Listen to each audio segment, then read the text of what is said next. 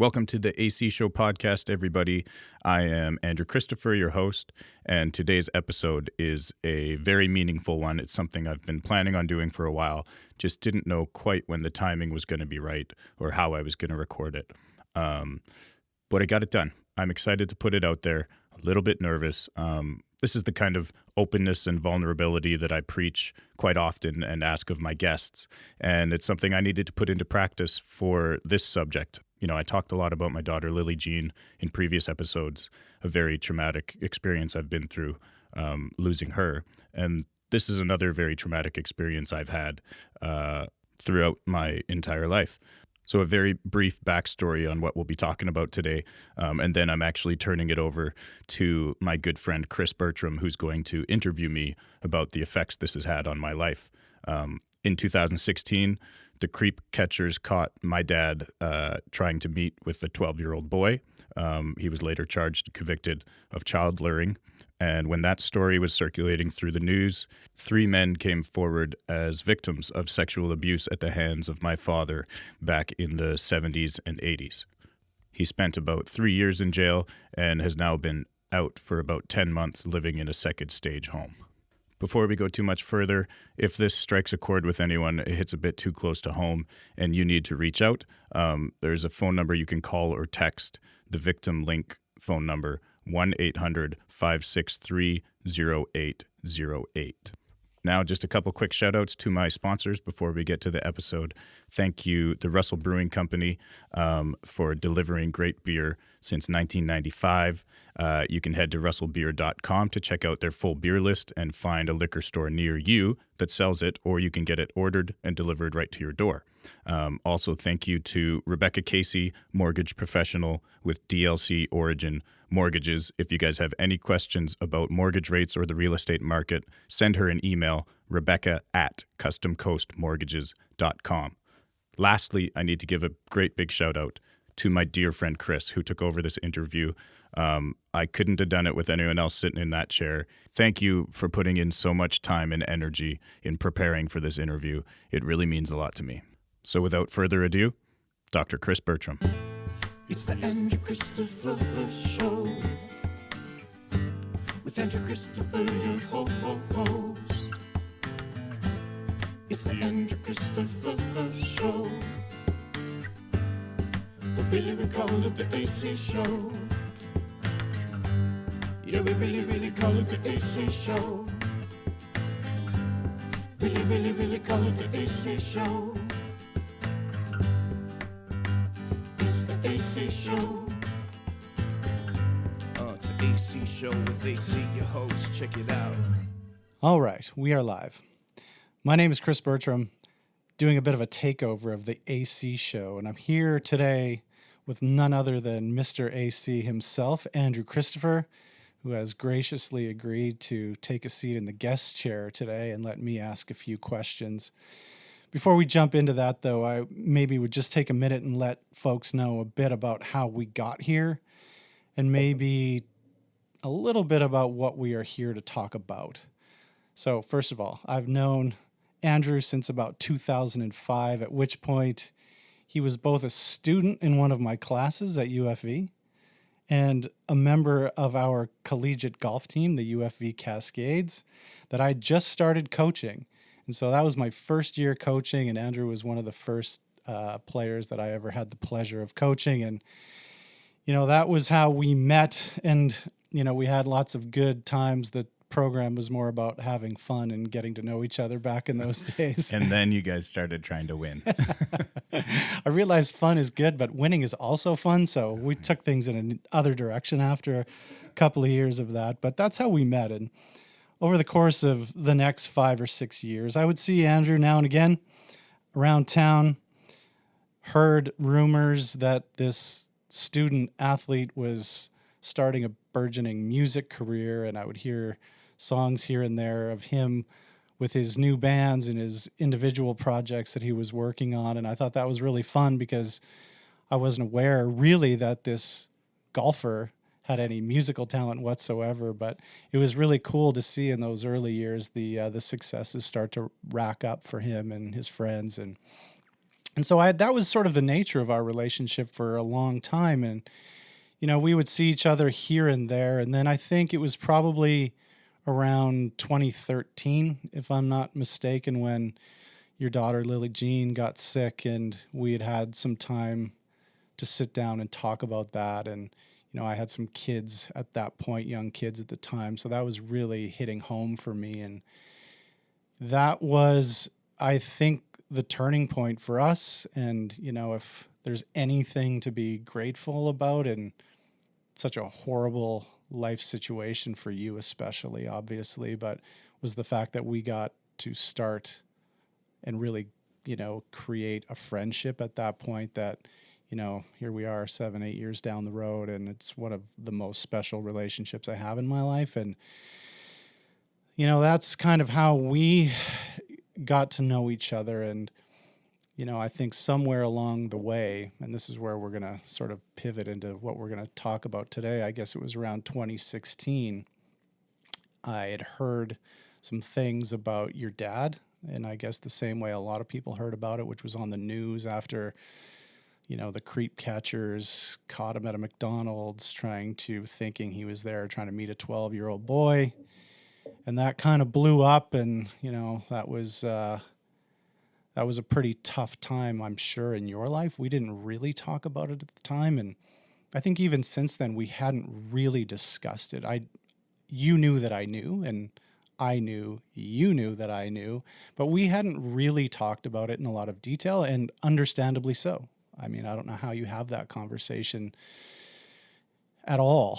And then, so if we flash forward to about a month ago, you gave me a call and said you wanted to talk, and you wanted to explore the idea of maybe having a public conversation about that issue in your life, and that you might want me to be the person asking the questions. And, we've had a few conversations since that original one and talked about, how this would go and should go. And, obviously it's fraught with a lot of landmines, emotional and otherwise. And we ended up making the decision to do it. And so would say at the start that I'm just really grateful that you asked me to be here with you to go down this road and have this conversation, and hopefully do some good for you and for anyone else who might be listening. So I think as a place to start, I would just ask you why it is you want to have this conversation, and maybe how it is you got to the point where you made the decision that you wanted this to be a public conversation. Thanks for that intro. That was incredible. You should have a podcast. I first want to start answering that question by saying that the most important part of all this for me was a month ago when you came over and we sat down and just talked without any microphones or recording gear. And I, just spilled my guts and told you everything from start to finish, like I've never done with a friend before about this situation. For me, that was very much so therapy and in unloading and telling someone start to finish everything that had happened, with my family, and how it made me feel, and the thoughts and worries that I have, in a public setting or in a private setting, just expressing all that stuff, everything to do with what went on with my dad, to somebody all at once, and someone I really care about. That was the big work for me, and something that helped me more than you probably know. And in regards to why I would like to go public with it, I think the easiest answer is because I know how important that work was for me to do, to talk to somebody about it. And if me doing this publicly could encourage people to do it privately, then I would say do that to anybody who has anything that they feel ashamed about or embarrassed, or just something in their past or that they've dealt with, an experience they've had that makes them feel uncomfortable or that they don't really want to talk about. that they see as a negative part of themselves, maybe. Anything like that, I would encourage people to talk to somebody about it. Just find a friend or a family member that you're comfortable with and lay it all out on the line. And you'd be amazed at how good it feels. And so that's one of the main reasons. And then the second part of that for me is a lot of my friends or acquaintances or people I grew up with. I don't think they know the full story. I don't think they know how much it's affected me and my relationships. And I would like to get that out there in case they hear this and maybe understand a bit more. It's just something it's a big part of my life. And if people want to know about it, I'm happy to share it. Yeah. It's hard to have that conversation with so many people. But yeah, that's kind of where I'm coming from here. Maybe that's a good place to start. I'm actually curious to know, how much of your headspace does this issue actually occupy? Like how, when you meet people for the first time or you bump into old friends, like how much of your everyday walking around mental energy, even to this day, is occupied by this? It's gotten better. I've done a lot of work on it and work on myself. But for instance, one situation where, you've met somebody, you're becoming friends and eventually you're going to talk about their parents and where they live and what they do or where you grew up and that kind of thing as you get to know someone. And so in my head, it always comes up about what did your dad do for a living? Yeah. Or is he still living around here or is he in jail? Like that is never the question that's asked. Right. But in my head, it's something that's kind of there because that's a huge part of my life. Walking around day-to-day life, I do feel like I've done the work and I get through it pretty normally. It's something that when something comes up, like changing the oil on my car or building a dog house or something, that it always brings me back when I start messaging some of my friends and say, hey, what should I do with this problem I'm having? And I'm like, why don't I know this when they know this? And to me, it all kind of comes back to, I didn't really have a dad to teach me this stuff or whatever. And that's when I do sometimes start feeling a bit of shame and which I know I shouldn't, reaching out for help. Everybody had different upbringings. Even if I had a dad, I might not know how to change the oil in my car. Yeah. If it makes you feel any better, I do not, nor can I build a doghouse. Right. But some situations like that, it comes up in my head. And I almost feel the need to apologize for it and say, hey, sorry, man.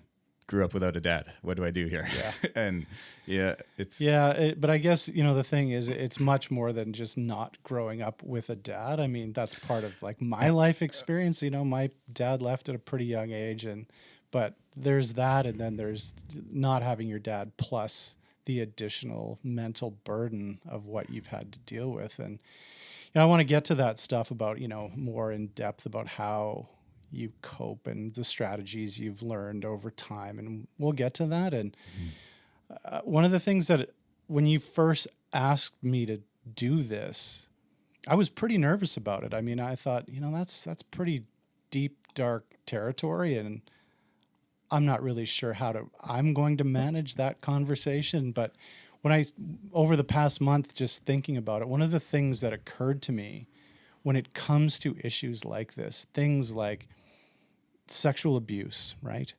There are the primary victims out there and, God bless them, and they deserve all the support and services that individuals and society can offer them, obviously.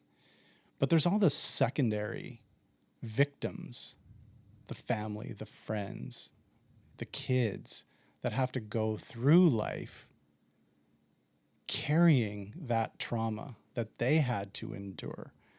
And that's a story worth telling, and it's a story worth hearing, and it's a conversation worth having. And so that was really the driving force for me to say, yeah, you know what, this is an important conversation and I want to have it. So again, thanks for allowing me to be here. And kind of back to that last question, when I do run into old friends from Agassiz, where I grew up, or around town here, and that's a big time when it's on my mind. I wonder if I haven't caught up with this person in 5 or 10 years or since high school, but I know they know me pretty well or they're on Facebook with me. I wonder, I'm like, how much do they know? What do they know? Why are they acting this way? They kind of said hi, but they didn't really. So they must know that my dad did these things, and now they don't want to associate with me. Right. I've had a lot of those feelings. Yeah. That comes up with friends who I would like to connect with again, and even some that I've reached out to and I feel have not reciprocated. Yeah. And so in my head, usually that comes down to, what if something weird happened with my dad and they're uncomfortable now that it's all out in the public?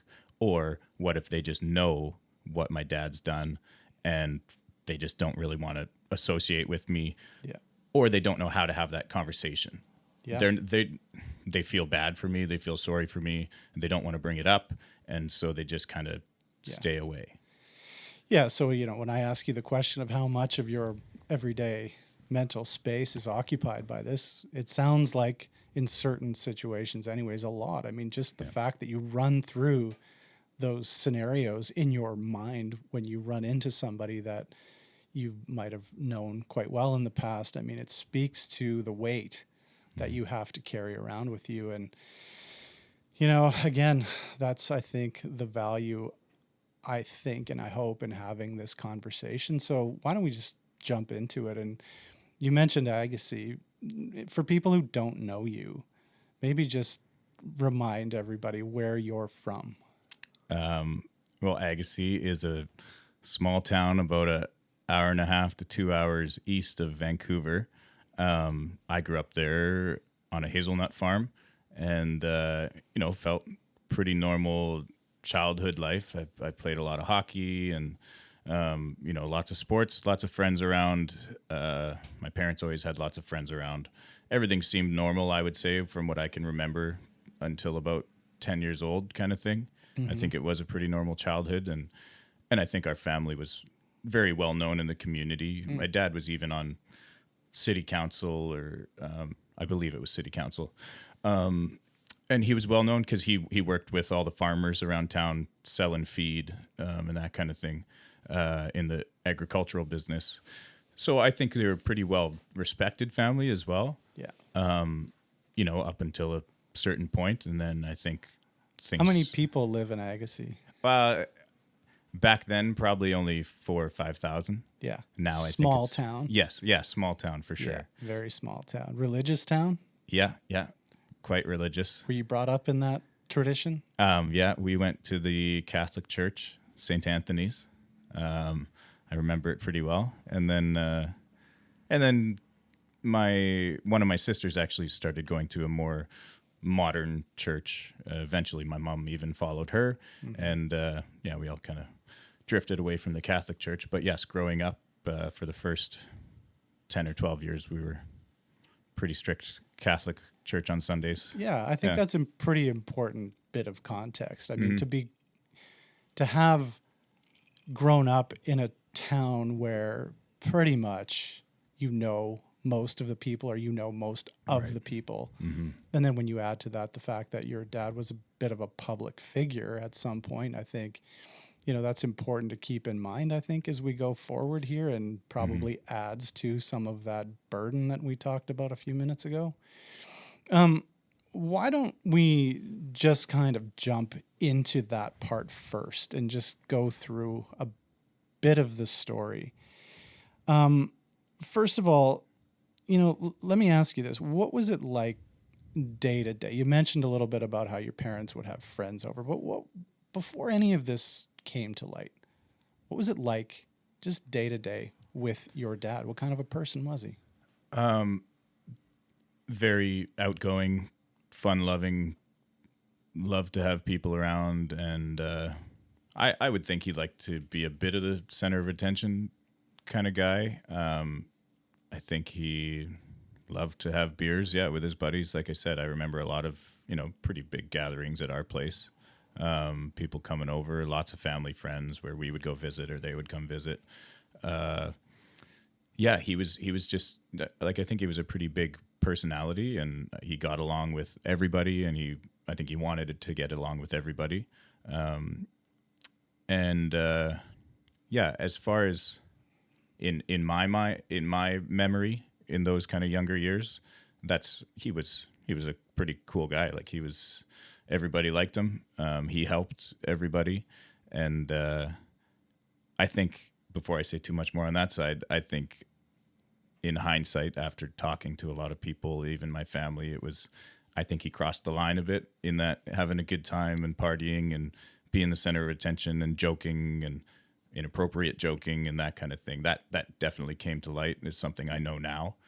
So looking back, it's, I think he was probably quite often doing that. Yeah. People would laugh, but they were probably offended or they were uncomfortable. But they would allow him to play it up and be this big. But you're a kid at that point, right? Yeah, you're not really noticing a lot of those things. No. How long? Your parents split up at one point, right? How old were you when your parents split up? That was about 13 years old. Yeah. So up until that point, or at least during those early years, I mean, everything seemed pretty normal. Dad was just a fun-loving guy, and I'm assuming you did lots of fun things together as well.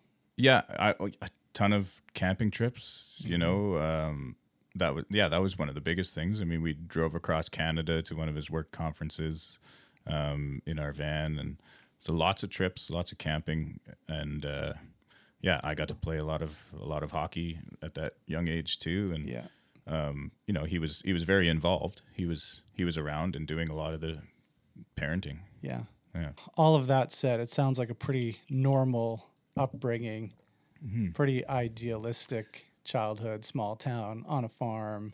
I always thought I had, like, I remember at that age of 10 years old, let's say, I said, I've got a great family. Like, this is awesome. I've got an awesome house. We've got some land. Yeah. I get to do all these great things. I knew I was pretty lucky, privileged, if you will. Like, yeah. So with that kind of as the backdrop of all of this, like, what was the first indication that you had looking back? Where was the first time when things started to go wrong, or the first time maybe that you realized that there were some awful things going on? Like, what was the first indication or your first memory of that? I have one short story and then one pretty long story to go along with it. So chronologically, in 1999, my dad lost his long-standing job with the East Chilliwack Co-op, and he lost it due to sexual harassment. And we had a family meeting in the living room. My dad said, I'd lost my job. They think I did this. I did not. He said, I think my briefcase hit this guy in the butt as I was walking past him and maybe pinched him a bit. So this was harassment of a male coworker. I don't know that for sure, but a coworker. Yeah. Okay. And I do think it was a male. Okay. And so he lost his job.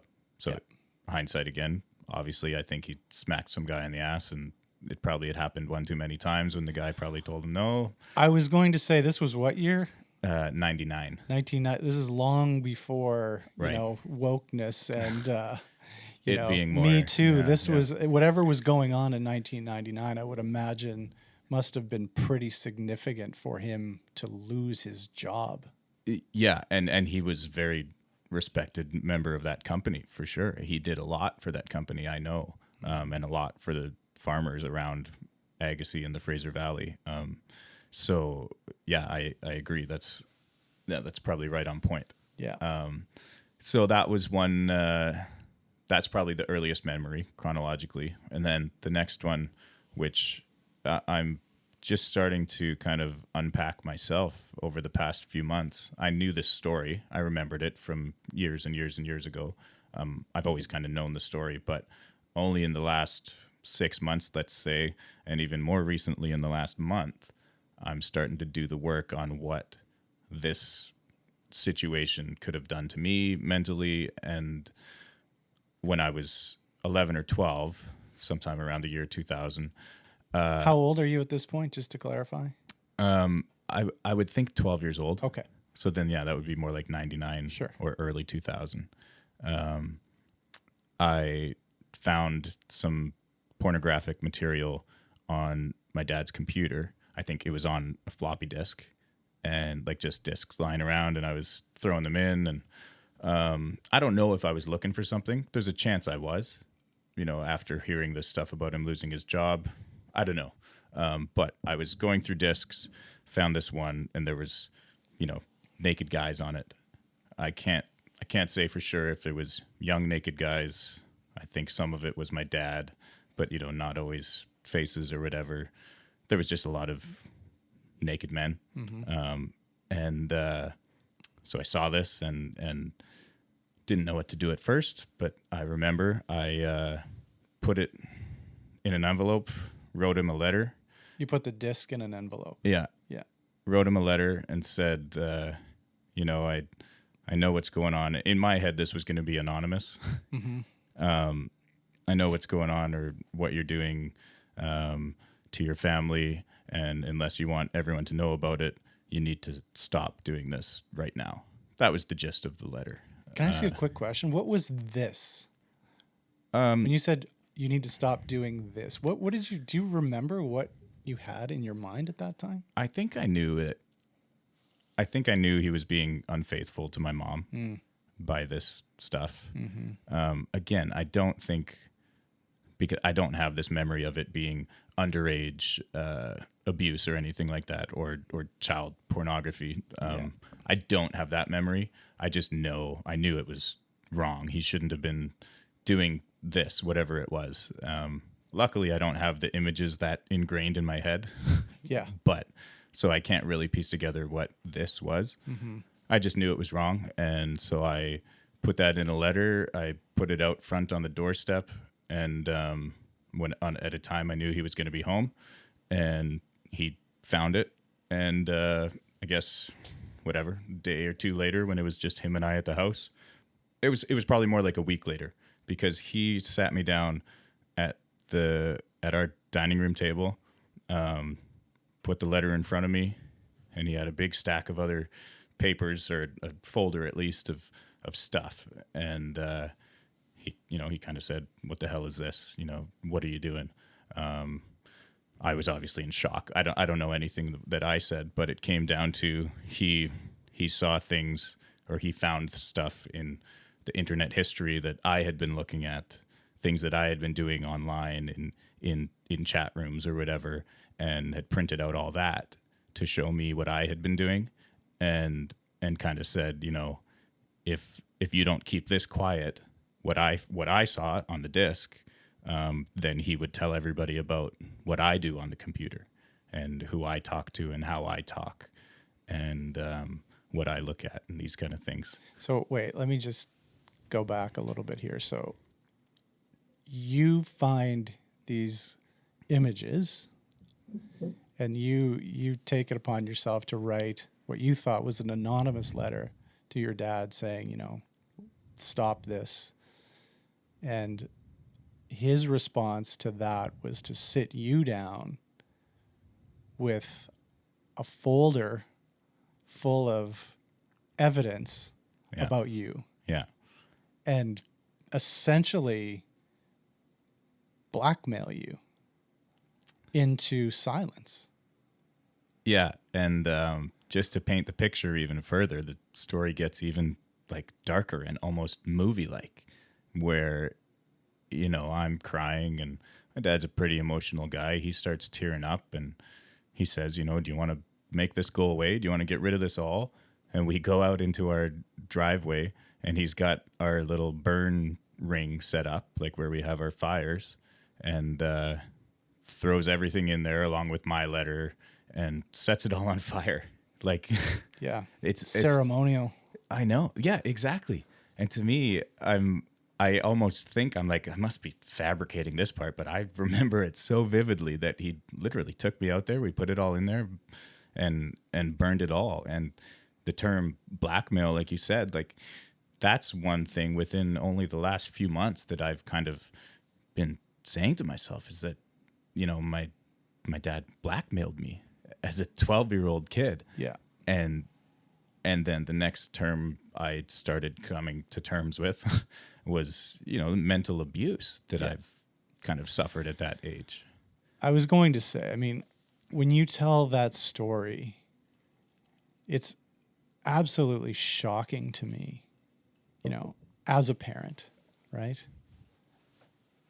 That, like, the level of manipulation that's going on in that situation of a father to a son is absolutely mind-blowing to me. What do you remember what that felt like as a 12-year-old boy, what that feeling was at the time? Were you relieved more? Was it sort of mission accomplished on his part, or were you kind of torn? What did you feel? I think I know I was scared, like at that dining room table. I was quite scared. I didn't know what was going to happen, what he was going to do. There was wooden spoons, there was spanking, this kind of thing, which I don't bat an eye at. I'm like, yeah, okay. We used to get spanked as kids. Everybody did, who are our age. Most people did. There was one pretty aggressive, literal kick in the ass, I remember, from probably around that age range as well. Just getting out of the car, coming home from a kid's birthday party. And I think I closed the door too hard in the van. Yeah. I think I was pissed and I slammed the door and he came running up behind me, kicked me in the ass pretty hard. I only laugh because my dad was a big fan of the kick in the ass too. Yeah. So that probably speaks to that. I don't think, and I wouldn't say he was a physically abusive father.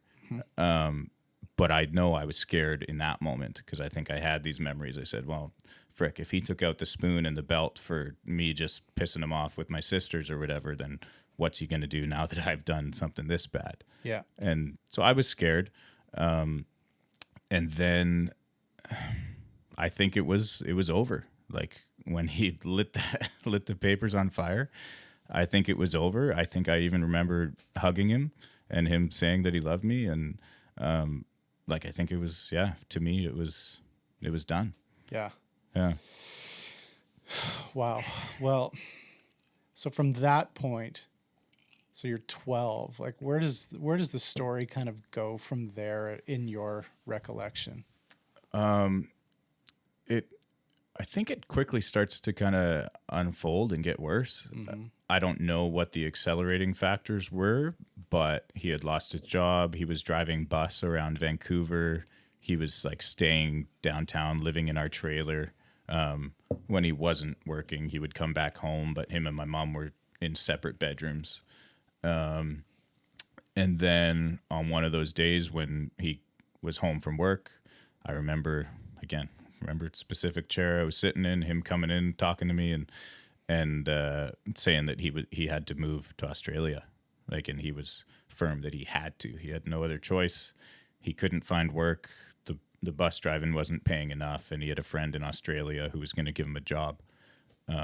So he had to move to Australia, and that was when I was 13.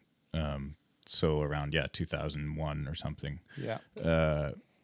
And he moved to Australia. How long after that conversation did he actually pack up and leave?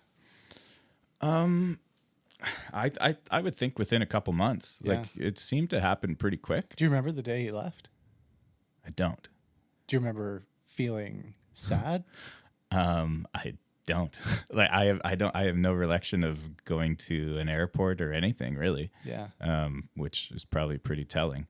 Yeah. That I was probably pretty numb to a lot of things at that point. Yeah. But that's very interesting to think about.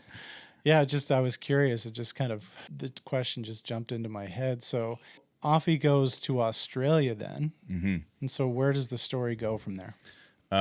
That's kind of probably the biggest turning point in terms of my entire family.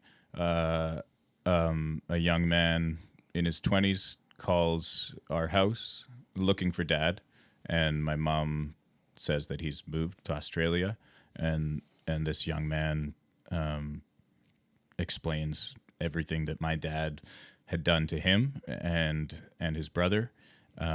This young man used to babysit us as kids. I think it was just my sisters, maybe before I was even born. He used to babysit, and he said my dad was a monster, no worst person on earth, and explained the sexual abuse and what had happened to him during those years that he was a babysitter for our family. Mm-hmm. And that's when my mom found out, and then my mom had the conversation with us. Can I ask about that conversation? I mean, I know your mom a bit, and I know how extremely painful that would be for anybody, but I know your mom's a pretty sensitive human being. And do you remember what that conversation was like? I do. The memory I have of the conversation, it was, this has been said about your dad, and I need to ask you and your sisters if anything has happened to you.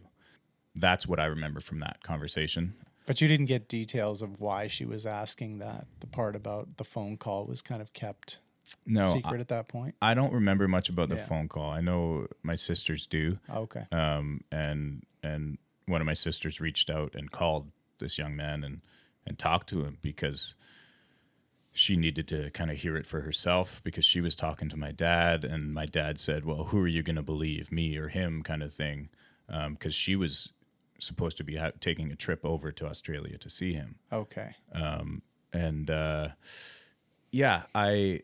So I remember that conversation with my mom. The phone call didn't come up, but then a little while later, we got an email, or I remember I got an email for sure. I'm not sure if it went to all my sisters or what, but my dad kind of admitting to this relationship he had with this young man. And is it safe to assume at this point that he knew that this phone call had happened? So this is maybe, in hindsight, damage control? Yes. Yeah, for sure. And so he admitted to a relationship and kind of denied almost anything bad. Like, he didn't think there was anything wrong with it. It was a relationship in his eyes, and then he started to shift the blame, saying that this young man was a drug addict and trying to come after my dad for money. And so that's why another reason why my dad had to leave the country, because he didn't want to have to deal with, paying off this guy for his drug money. Yeah. So he's trying to get out in front of this a little bit, trying to put his own spin on the story. Yeah. Again, keyword manipulation. Yeah. Okay. So that happens. And where does it go from there? Because, I mean, now you've got sort of a body of evidence building up in your 13-year-old brain about these pictures, this situation of blackmail. Now you're hearing this story. Now you've got this email from your dad. Do you remember at that point thinking, do you remember wanting to take his side, wanting to believe him, or were you over it at that point and thinking where there's smoke, there's fire? And I kind of connect this also to my contact with him while he's been in jail, or while he was in jail. I think I tried to figure some things out as when I was 13 or 14. I was emailing him. Weren't many phone calls. A lot of emails, maybe even not a lot, but I responded, and I think I was trying to figure out what the hell was going on. So there was questions, and I definitely remember the same thing. Who are you going to believe? I'm your dad. You can trust me, kind of thing. And so there was a bit of communication there, but it was eventually it got very seldom that we would talk or communicate. We'd go months without emails even or anything. I remember even through my mid-teens, the the issue coming up of, he's my dad. He should be reaching out to me. Why am I always going to him or trying to build something here? And so then I would kind of leave it alone, and it would get left alone for long periods of time, and nothing. It was just kind of nothing for years. How was that sort of showing up or bubbling up for you as a teenager? How did it show up? Did you just sort of put it away, or were there behaviors in your life? Did you get in trouble? Like, what was Andrew the teenager like, and do you see that tied together with some of this? I think I handled it fairly well. I'm assuming there's a big thank you to my mom for how involved she was in my life. There's a big thank you I need to give to a good friend of mine's dad, my best friend since I was born, Taylor. His dad, Alan Roth, was always taking me to hockey. I was always over at their house. He was a father figure to me.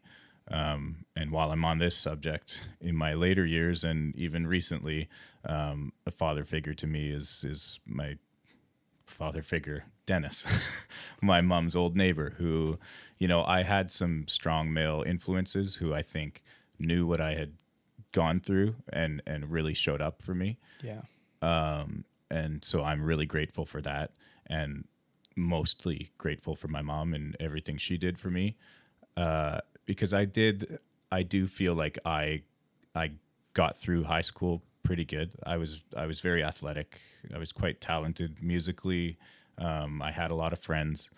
I remember trying to be there for my sisters, especially my youngest sister, and kind of following her lead almost in her angst or her emotions, and trying to be there behind her to support her. So I do think whether I suppressed it all or if I just kind of had a strong enough drive or I had a great support system as well that really did guide me through high school, essentially grades 7 to 12 in Agassiz was high school. Yeah. And I got through that pretty well, I would say. What an amazing survival story. I mean, you can imagine the number of ways that story could have played out. Mm-hmm.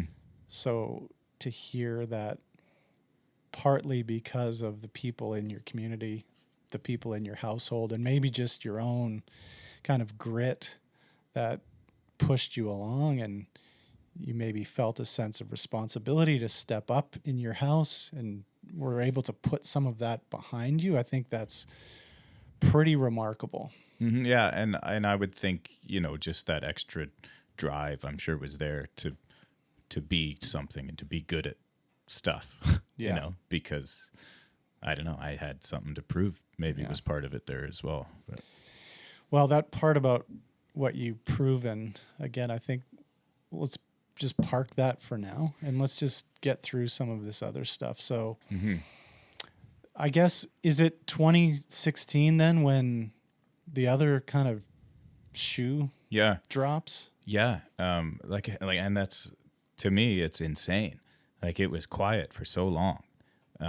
Everything, relationships between me and my dad and my sisters and my dad, they were always pretty distant. Pretty much all of us had distant relationships and similar feelings of, why are we the ones reaching out, trying to make this better when he fucked off for, moved to Australia and left us high and dry and left our mom high and dry. And I took a trip over there when I was 20 to Australia to go traveling and check things out. And my home base was his home. Oh, wow. And, so if I was 20, that would have been 2007, right? Yeah, I'll let you do the math. Somewhere around there. There was a few conversations that happened. So you go to Australia and you stay with him. So at some point, you've managed to come to grips or to put aside or kind of cover over some of those memories, right? Yeah. And you're wanting to go and see your dad. Yeah. I think the thrill of traveling in Australia was a big part of that as well. But there was something that I think, maybe some emails had gotten better. I think he always wanted me to go visit him there. And so eventually, yeah, it was Australia. Great. I'm 20 years old. I want to go have some fun. So I went there. Home base was at my dad's place. And it was a great trip. How long were you there for? 6 months. Wow. 5 months, 6 months. I did a bit of New Zealand as well, where my dad is originally from. He's got family over there. And, nothing really weird. A few guys my dad was connected with or hanging around with that I thought were weird. And now looking back, I think there was strange relationships going on there, whether it was, weird dependency stuff on my dad, because they were kind of younger. Not underage, but just a lot younger than him. Being a 60-year-old man, they were in their 30s, I think. Yeah. He never said they were relationships; they were just friends. And then there was a couple conversations, like serious conversations with him. Me asking him if he was gay. He's, like I said before, very emotional guy. He turns on the waterworks. I almost don't even want to say that, because I am sure he feels like shit for everything he's done and what he did to our family. And so he gets very emotional and he'll start crying because I think he knows he does a lot of bad stuff. Yeah. I don't know. Maybe I shouldn't even say that. I think he feels bad because he doesn't have relationships with his kids. Yeah. That's maybe, I know that. You feel that even to this day?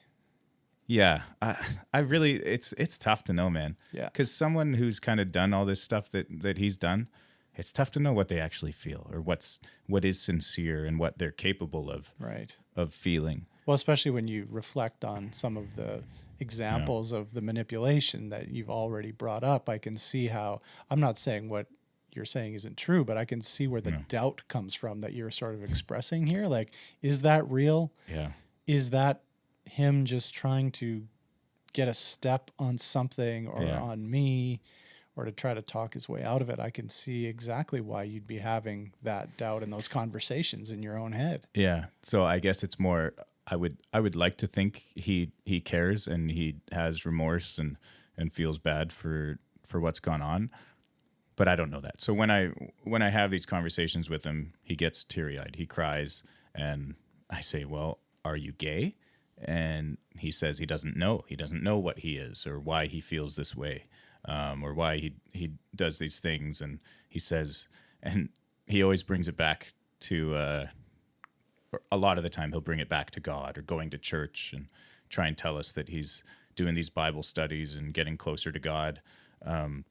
For me, that doesn't really matter to me anymore, that kind of thing. Yeah. But I think that's him trying to play off my love of God and Christianity. Right. So he would tell me, I try and go to church and nobody accepts me and I don't know what I am. And that was one of the specific conversations I remember from that trip to Australia. I don't know if I said, I love you, I forgive you. I doubt I said that, but it was just kind of you feel like you left on decent terms? Yep. Yeah. Yeah, left Australia on good terms and got back here. And then again, pretty quiet for a few years, nothing really major. I think he started coming out for a month or two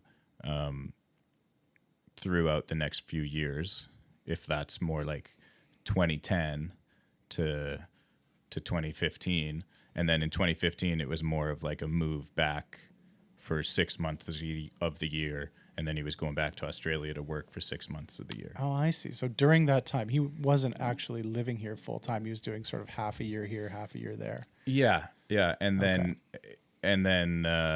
eventually wanting to, when he finishes up that job there, retire out here. Okay. And so he kind of, I would say, moved back around 2015, trying to repair relationships.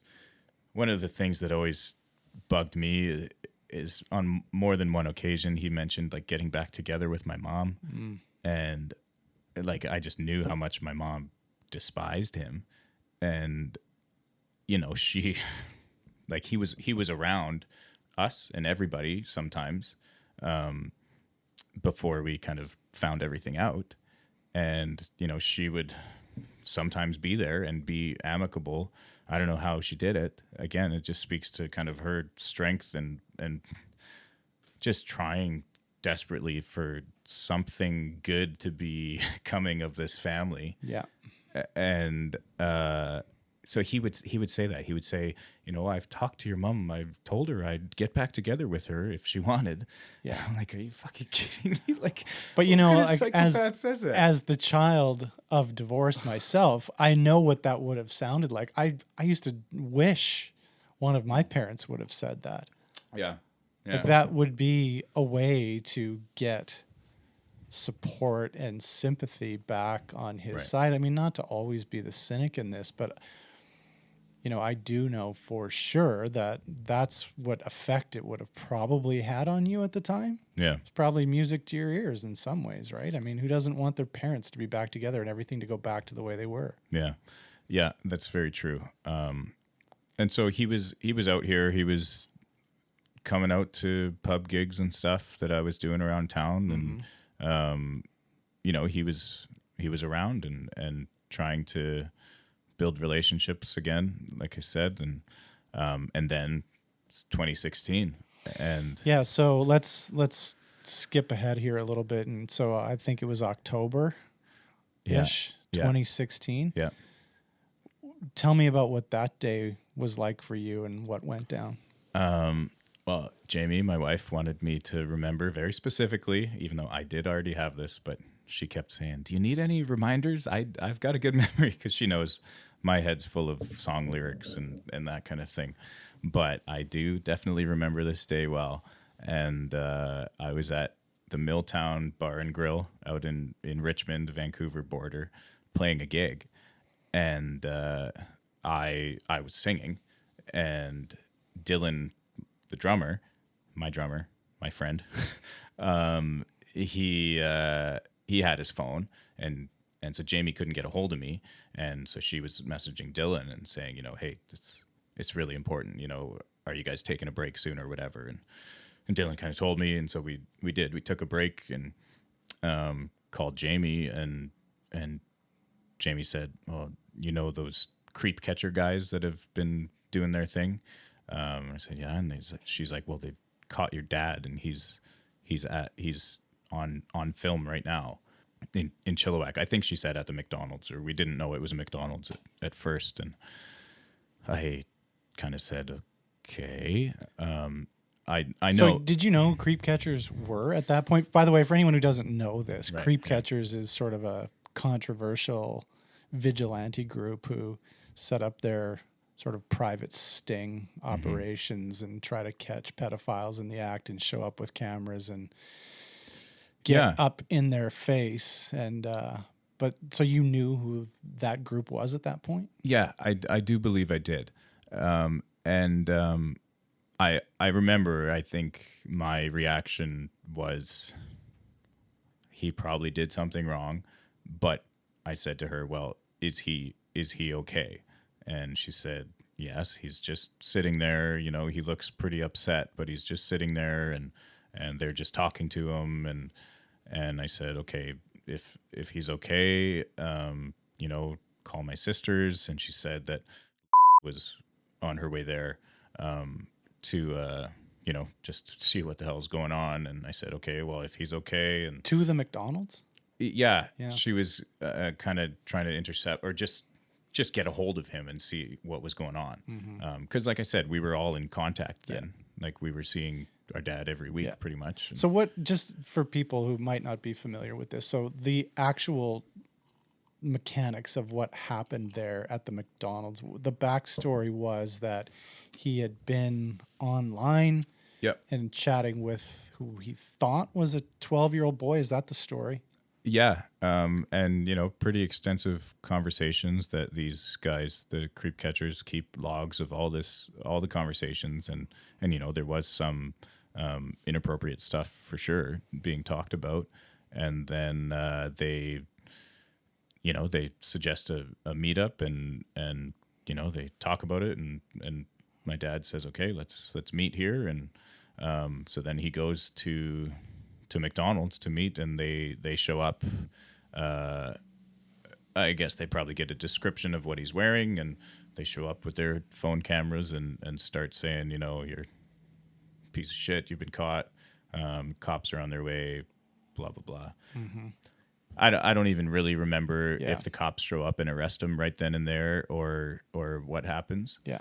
But you do know what's happening with you, and it sounds like you get that call, and just sitting here, I know that people who are listening can't see you, but like you didn't express any surprise on your face, really. In that moment, did you feel surprise that this was happening, or were you like, oh, God damn it? I think it was the latter there. I think it was just, okay, is he okay? Can someone go somehow help him out, kind of thing? Mm-hmm. Like, so you're feeling for him. Yeah, I was. I wanted to make sure he wasn't gonna get beat up and killed or whatever, Mm-hmm. But no, I don't think there was a feeling of, I think there was shock, not so much surprise. Yeah. When I thought about what this was and what was happening, I'm sure all the dots started getting connected right then and there. Yeah. So then later on, I guess you find out the details of what had actually transpired there. Mm-hmm. And you find out what's on the video, right? And why he was there. And I'm curious to know at that point, he's okay. So that part of it's taken care of. Like, how do you feel then at that point? Is everything coming back to you, or is it embarrassment? Is it anger? What are you feeling there?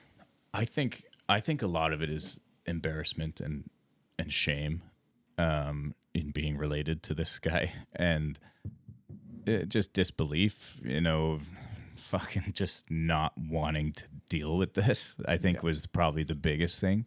Mm-hmm. And I think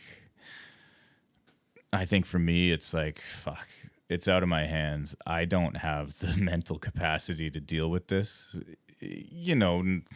Not too long after Lily Jean had passed away, sure, a few years, but, I've been through enough shit in my head. Yeah. And that's kind of been a lot of the, for the last 5 years since this happened, it's been like, fuck, this guy's kind of on his own. Like, I can't create the space in my head and my emotions to really let myself get wrapped up in this. Yeah. I wasn't at any of the trials or anything that happened like that. And, so a lot of those details I'm even still kind of hazy on. Yeah. That's really just important context for people listening that, there was this other extremely traumatic thing going on in your life previous to that, but overlapping certainly in terms of the emotional fallout from, losing your daughter at 3 years old. And, it just sitting here feeling that, I can't imagine, like, how much of a burden you were carrying at this particular point in your life. Like, I'm actually curious to know, like, how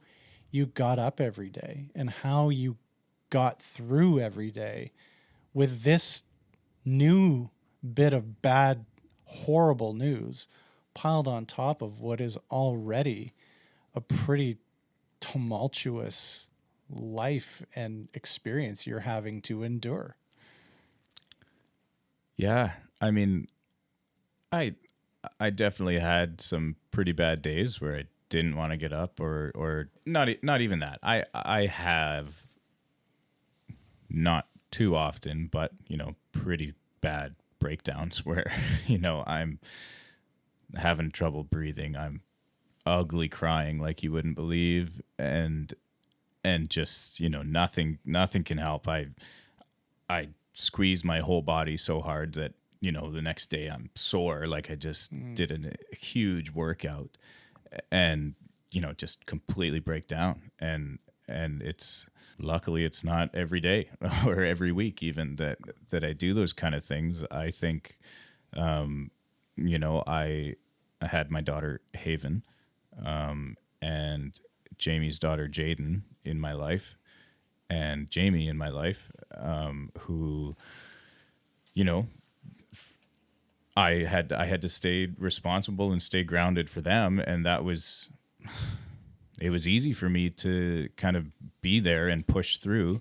I didn't do it perfectly, but luckily Jamie's a bit of a hard ass, and she would call me out and say, "Stop screwing around," and think of this family you have, and I know I did it pretty well, not perfectly, but I was there for them, and that's kind of what got me up and Yeah. kept me going through. And I've just like through high school, I mean, I had a good support system, and I've always been a pretty emotional guy, and I'm not afraid of that, and I have a lot of ways of getting my emotions out, and I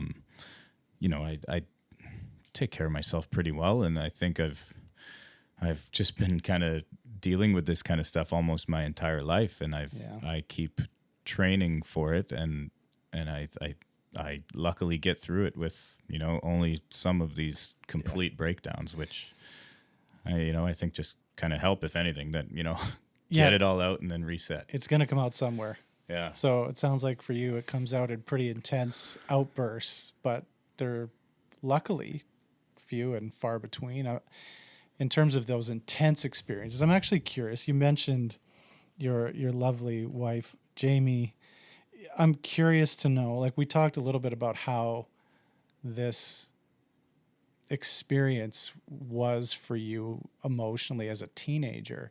Mm-hmm. I'm curious to know, as the married 30-year-old father, how this is for you now as an adult, aside from those moments where you kind of have those breakdowns.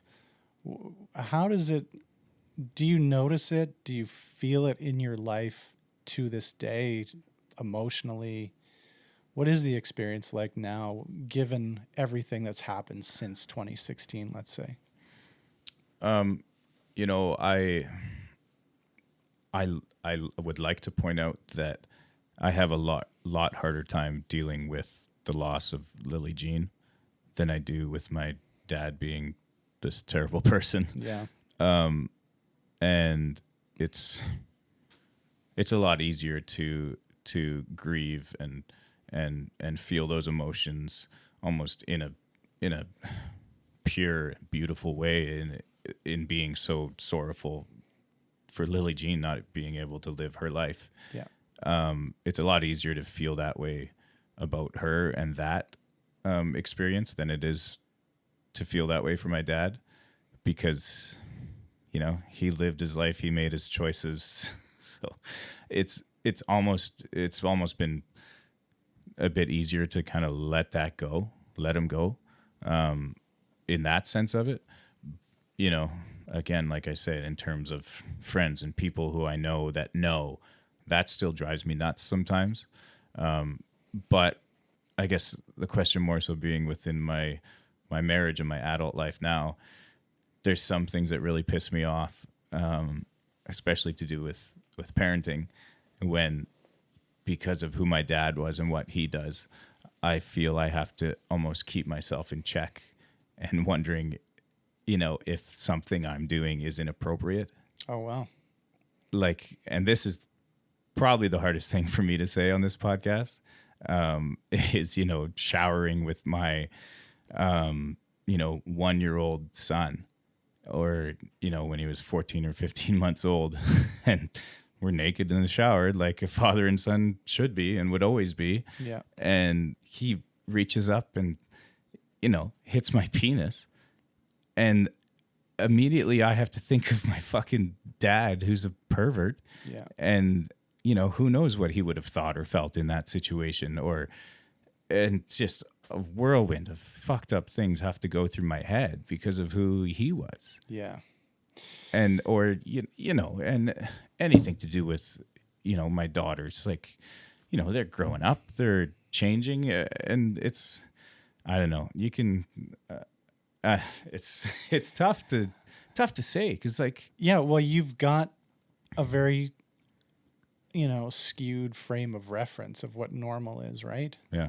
And even though your early years seemed quite normal, that perspective was all just completely shattered, right? And I don't think it's unusual that you would not necessarily feel comfortable, whether that be, you know, can you tell people that you did that? Because you're right, every parent does these things, but Yeah. are you going to be judged differently because of this backstory in your life? And yeah, like those are all really, really, I think, huge landmines that you have to step around as a result of all this in your everyday life. And I'm curious to know, you've mentioned a couple of times that, you manage it well and you take care of yourself. I'm actually curious if we just shift for a minute now and just talk about you and what you've done and what you've learned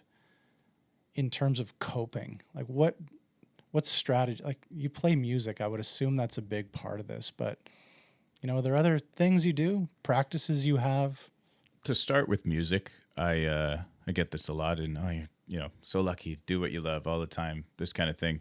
There's definitely instances in my gigs, most gigs anyways, that at least one or two songs I'll kind of really let loose and really feel the emotions of just singing and playing, and whether it's the exact lyrics that fit the emotions I'm doing or not. It is an emotional release for sure.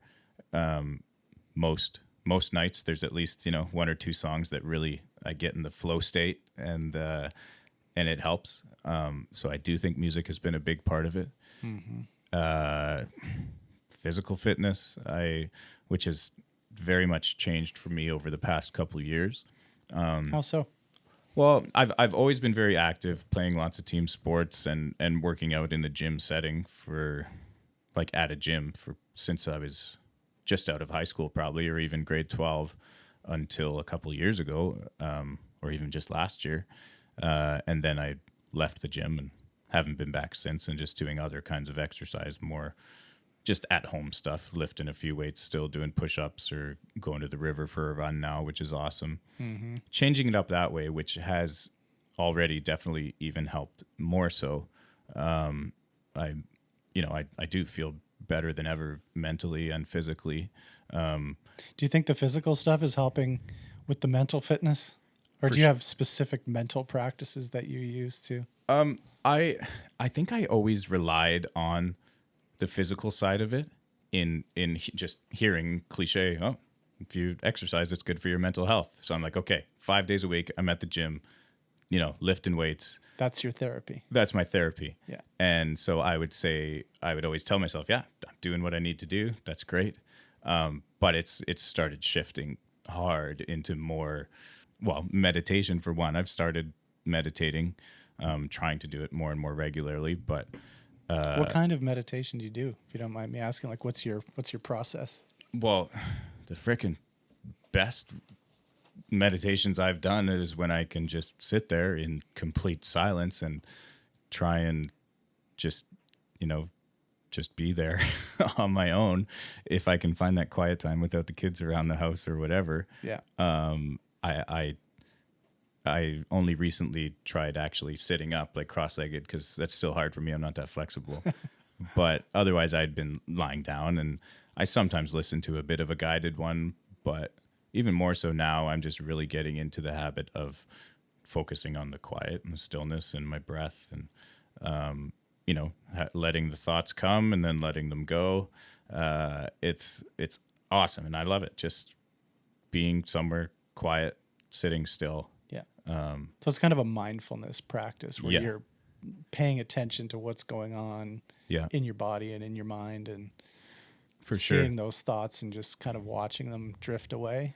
Yeah. So for sure, meditation. I started stretching every morning when COVID hit. Yeah. I didn't want to say the C word. We made a deal that we weren't going to talk about COVID. So about 10 months ago, I started stretching every morning for 15 minutes, just going outside stretching, which, in itself would be a form of meditation. It's usually quiet and I'm out there doing my thing, my routine. For me, I still would like to sit still for a meditation, that just resonates a bit more with me. I think the stretching in itself is really important, and getting outside first thing in the morning, a bit of cold air, does a lot for you as well. Yeah. So that's another big thing that I've been doing, and I do still the physical exercise. I'll still do, quite a few push-ups every week, and I've got a few weights at home that I do a couple times a week, and then get down to the river. But the actual going to the gym thing, I'm like, yeah, that's not. I don't want to say it's not the right thing to do, because it will help you. If you're physically fit, you will probably feel better. Your body will work better. Sure. But the actual gym setting for me, I just kind of had a change of mindset, and it wasn't where I needed to be. It wasn't the best use of my time. First of all, getting to the gym, and then, being in a loud, noisy place with a bunch of other people, some people there not for the best reasons. So that whole setting just stopped working for me. Do you feel like all of those practices that you just mentioned, were you doing them specifically with the intention of kind of having that therapy? By the way, I haven't even asked you, have you actually ever gone to therapy? Oh yeah, I've talked to lots of people too. Okay. But honestly, man, it didn't really gel with me. Like it did help for a certain period of time. I've probably seen 5 or 6 different therapists or psychologists or counselors. And, especially one through Children's Hospital when I was going through stuff with Lily Jean. Mm-hmm. She was amazing to work with, check-ins there. And then outside of the hospital, I spent a few months here and there with different people going weekly. Somebody I probably saw for more like 6 months. And it definitely had a purpose, and I think it taught me a lot of tools. But like when you came over last month and we sat down and talked like that was far more useful to me than most of those counseling sessions were. And me sitting down for 10 minutes a day in peace and quiet, meditating or getting out for a jog, like, I don't know, like, I feel really good. I still always think, am I missing something? Because, I know that therapy is very important.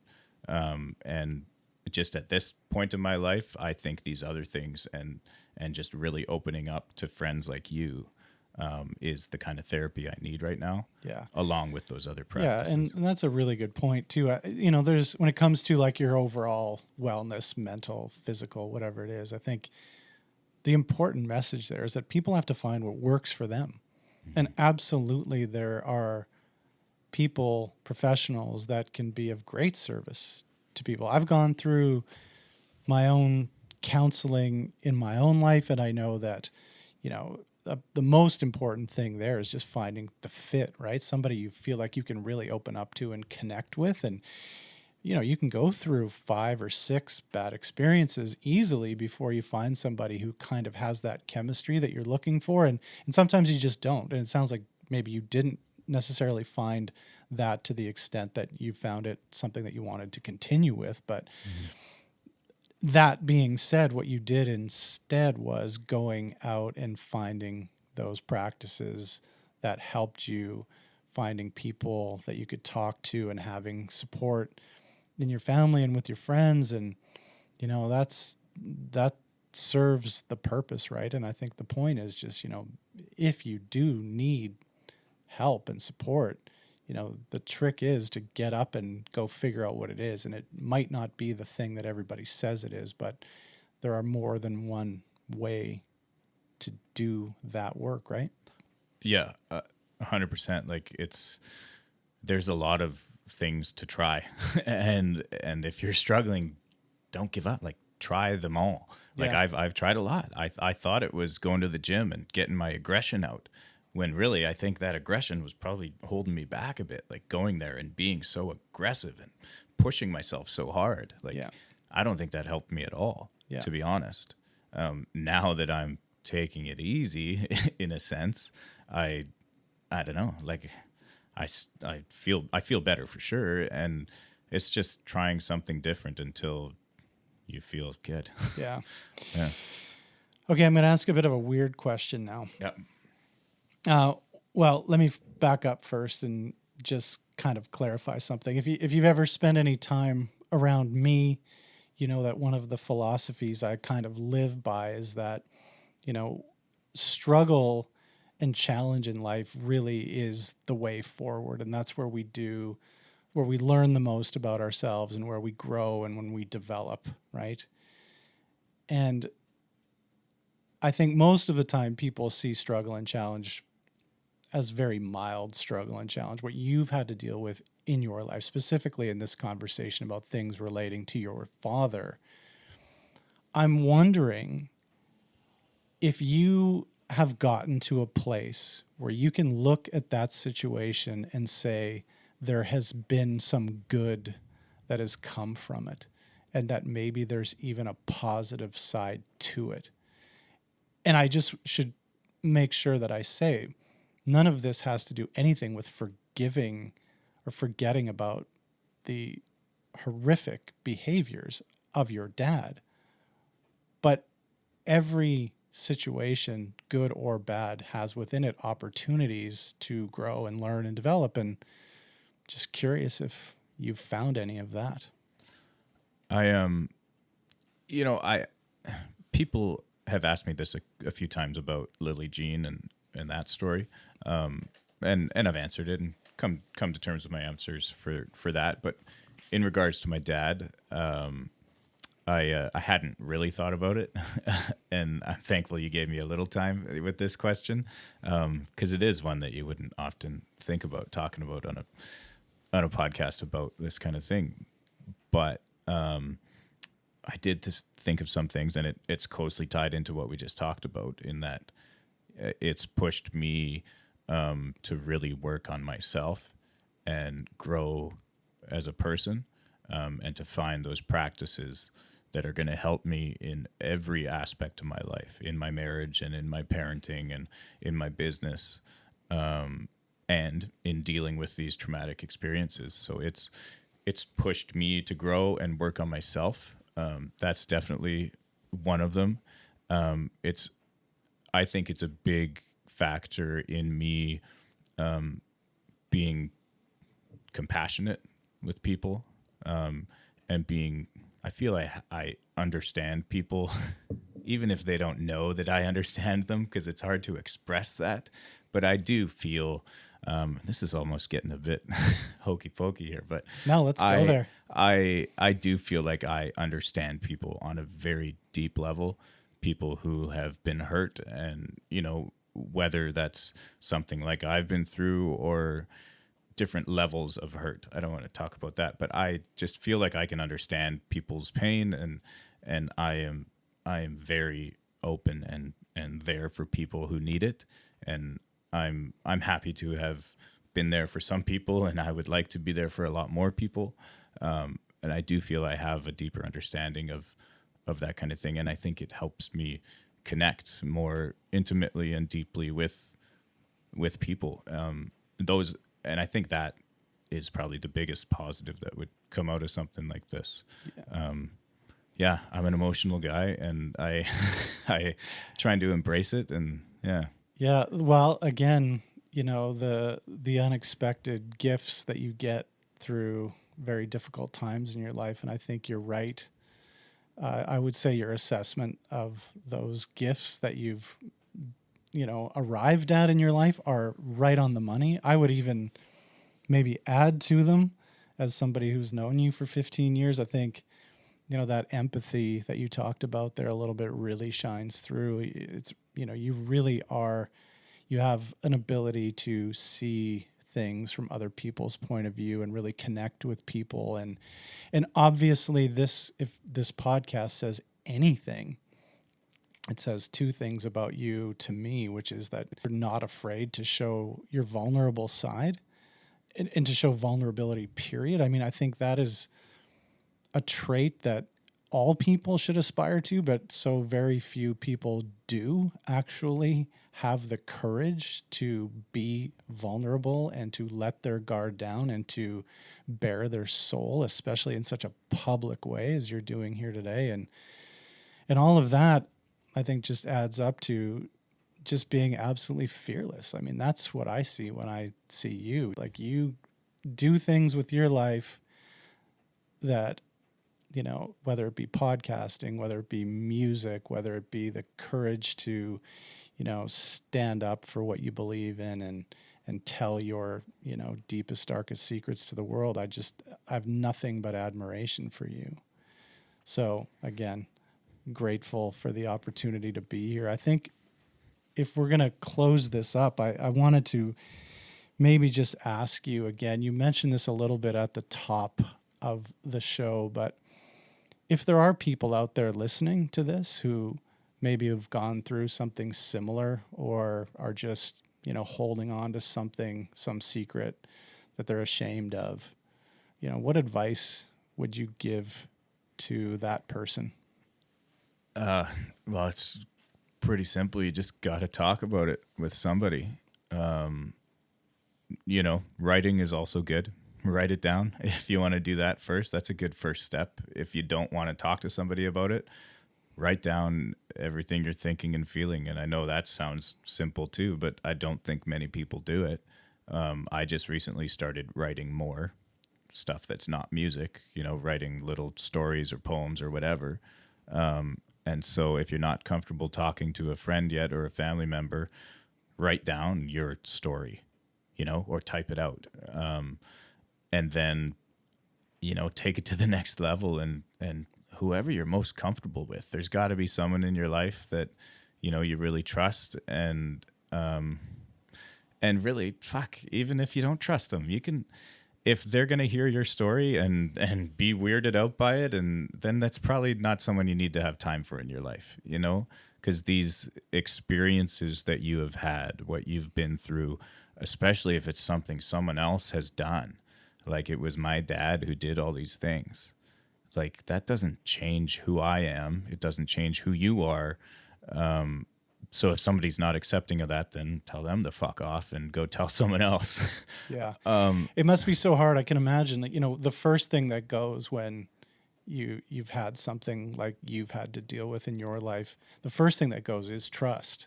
So having the nerve to, open yourself up would require an immense amount of trust. And I could see how that would be such a barrier for so many people.